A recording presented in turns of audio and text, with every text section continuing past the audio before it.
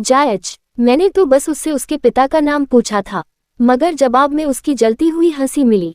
पिता बोलते ही जैसे उसके मुंह का स्वाद कसला हो गया हो। उस मलिन बस्ती में एक साफ सूरत देखकर मैं थोड़ा चौंका था। उसकी धवल मुस्कान ने उसके बारे में जानने जिज्ञासा बढ़ा दी। थोड़ी देर बाद वह संयत होने के प्रयास के साथ बोला, मेरे पिता का नाम मुझे पता नहीं। माँ का नाम बताऊं? चलेगा, लेकिन नहीं, आप संतुष्ट नहीं होंगे इतने भर से, क्योंकि स्त्री मात्र माँ के रूप में स्वीकार नहीं किसी को, क्योंकि पुरुष की छाया में ही स्वीकृत है उसका मातृत्व। जब दैवयोग से प्राप्त संतान को महारानी कुंती न पाल सकी थी तो एक साधारण स्त्री किसी पुरुषोचित अन्याय को कैसे सह पाएगी।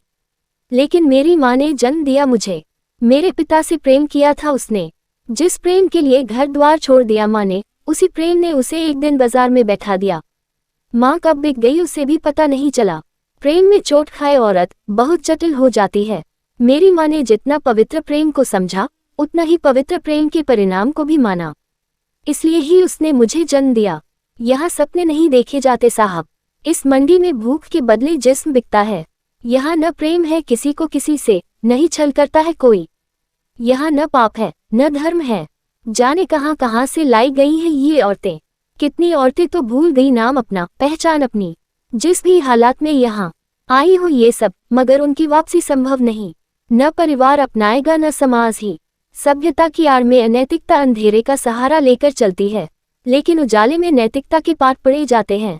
मेरे लिए यह प्रश्न नया नहीं है, पर मुझे जवाब ढूंढने की उत्सुकता नहीं।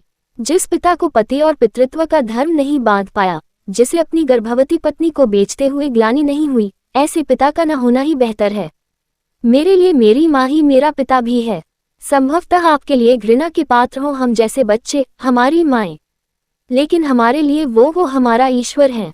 वेश्या शब्द ही काफी है घृणा के लिए, लेकिन इसका उत्तरदायी यह समाज है जहाँ स्त्री मात्र भोग की वस्तु है। ये समाज वेश्यालय से लौटे पुरुष को जायज को तो सहजता से अपना लेती है, पर औरत नहीं लौट पाती अपने घर। आपके प्रश्न के जवाब में बस इतना ही कहूंगा कि मैं मेरी माँ की जायज संतान हूँ। मेरी माँ वेश्या होने से पहले एक औरत है। वह जा चुका था लेकिन मैं जड़ हो गया था। इस उम्र में जीवन ने बचपन को कितना जटिल कर दिया। यही सब सोचते हुए मुझे मेरे बच्चे की याद आई और मैं घर की ओर चल पड़ा तेज कदमों से।